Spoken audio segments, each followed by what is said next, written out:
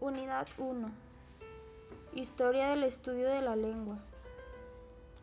Todos los seres humanos empleamos distintas maneras para comunicarnos, ya sea para transmitir información, emociones o estados. Es decir, se refiere a que empleamos palabras, gestos o acciones para comunicar al otro nuestras necesidades. Por lo tanto, debe existir una disciplina que se dedique exclusivamente al estudio del lenguaje y esta se llama lingüística. La palabra lingüística se define como la disciplina que estudia al lenguaje. Su etimología refiere al francés con la palabra linguistique, que a su vez significa lingüista. Una vez dada la definición de la palabra, habremos de entender que el objetivo de esta disciplina es el encontrar la descripción y comunicación de la lengua, que es entendida como un conjunto de sonidos articulados con que el hombre manifiesta lo que siente y piensa, según la Real Academia Española. Históricamente, existen algunas posturas acerca del origen de tales estudios. Si nos remontamos a los griegos, evidentemente mencionaremos a los filósofos Aristóteles y Platón, quienes, en la obra El Cratilo, plantean el problema del significado, el cual se divide en dos distintas ideas. La primera es que el significado es una convención, claramente apoyada por Aristóteles, quien sostiene que la lengua fue asumida por las comunidades lingüísticas debido a las necesidades comunicativas que presentaron y que gracias al concepto de analogía, el lenguaje es estructurado y gobernado por reglas que son impuestas por convención o hábito. La segunda idea, sostenida por Platón, afirma que el nombre se deriva de la naturaleza de la cosa, es decir, que el objeto da origen, mediante sus características, al nombre y que gracias al concepto de anomalía se entiende que el lenguaje es variable, irregular e impredecible.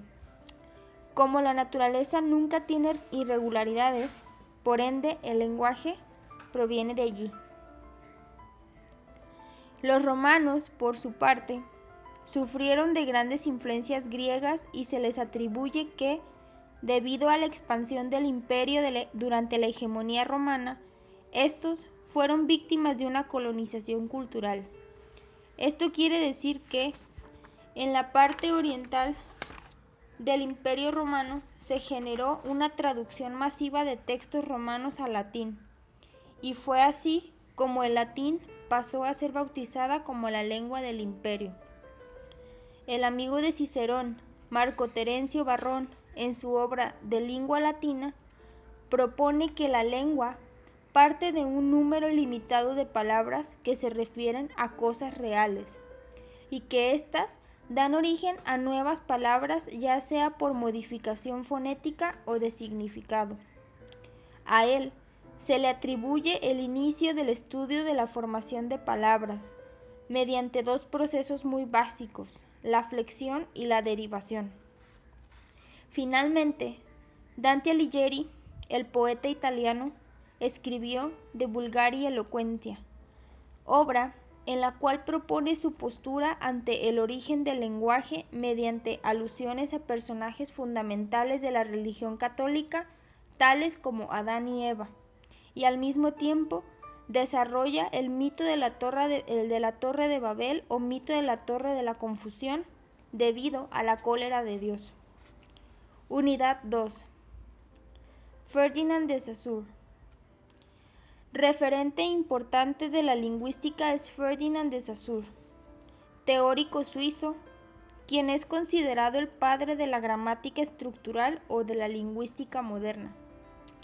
Su obra más destacada, que fue publicada a manera póstuma por sus estudiantes, fue su curso de lingüística general, en el cual recoge su teoría estructuralista, las dicotomías del lenguaje, lengua y habla, los conceptos de signo lingüístico como significado y significante, dicotomía, sincronía y diacronía,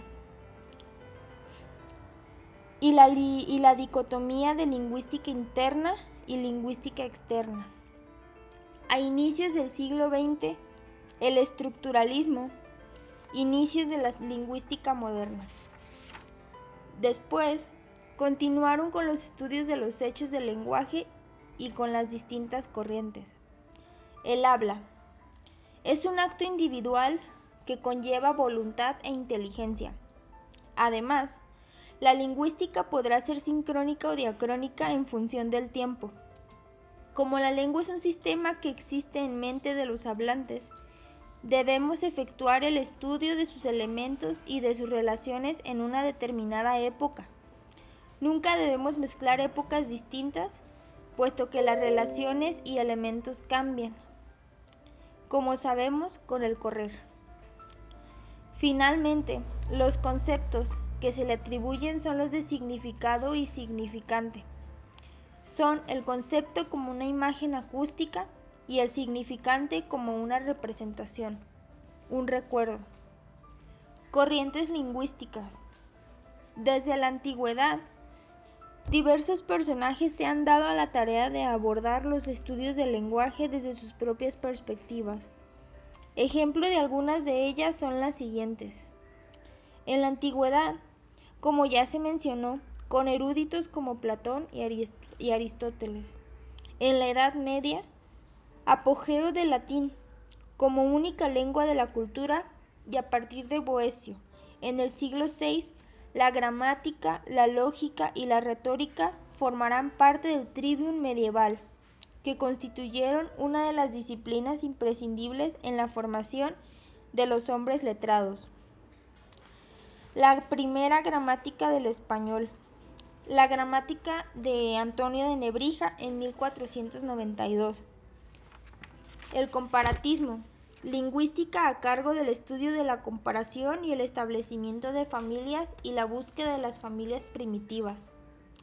Estructuralismo. A cargo del padre la lingüística moderna. Ferdinand de Saussure con la orientación descriptiva, no prescriptiva, de la lingüística. La prioridad de la lengua oral por sobre la escrita, la asunción de la importancia de todas las lenguas, independientemente del grado de desarrollo o poder de sus comunidades hablantes, la prioridad otorgada a la descripción sincrónica por sobre los estudios diacrónicos, la Escuela Lingüística de Praga o la gramática generativa por Chomsky y otros más. Niveles lingüísticos. Los niveles lingüísticos son la manera en que esta disciplina estudia de lo mínimo a lo máximo la expresión verbal, es decir, parte del estudio del fonema o la unión de ciertas letras y el sonido que provocan. Después, la categorización ya del conjunto de fonemas integrado y hecho palabra. En tercer lugar, la agrupación de estas y a la par que su clasificación sintáctica. Finalmente, su significado semántico ya conformado como oración. Los niveles lingüísticos son fonético-fonológico, morfológico, sintáctico, léxico-semántico. Investigación lingüística. En esta área de aplicación, la investigación lingüística refiere al impacto que ésta tiene en sociedad, ya sea con razones geográficas, sociales, contextuales o estilísticas. La sociolingüística aborda el uso de la lengua condicionado a factores geográficos, socioculturales, contextuales o históricos. Un ejemplo claro de ello es el dequeísmo y el queísmo, que es la adición o supresión de la preposición de antes de la conjunción que. La psicolingüística es un área de intermedia entre la lingüística y la psicología, que tiene como objetivo estudiar la relación entre el saber lingüístico y los procesos mentales que implica.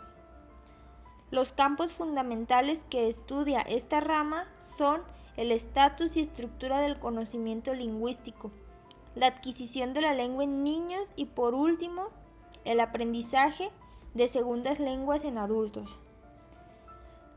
Para lograr su objetivo determina la naturaleza y funcionamiento de las operaciones mentales implicadas en la utilización del saber. También se acerca a otros procesos cognitivos como el funcionamiento de la memoria, la percepción y el razonamiento. El ser humano sin lenguaje no llega a hacer absolutamente nada. La utilidad que representa la lingüística en nuestras vidas es fundamental para la evolución del humano. Es importante no desplazar a todas aquellas herramientas que nos ayudan a estudiar el fenómeno de la comunicación y significación. El cuidado y la perduración del lenguaje está en nuestras manos, no debemos descuidarlo. Espera, mi hijo me la cruenta espina, pújome la santa dieta, estrújole el nicho al cardio, día pardo de alonas, veteres y perenices, arpón de silvas nueces, decantadas en luengos tiestos y mieses ambarosas, como la turda carza filomenera, orlo, la pulsión benigna del ligamento de lengua y cielos, de airados vientos y suplementos de iris, dromos, de rucios mostos, lunas y dunas humectando largas ledrinas en la esteba modra de la vega nodriza, archipiélagos y cenotes, rondeles, las empinadas crestas, lampadama, mefulque, gemidona y estreber.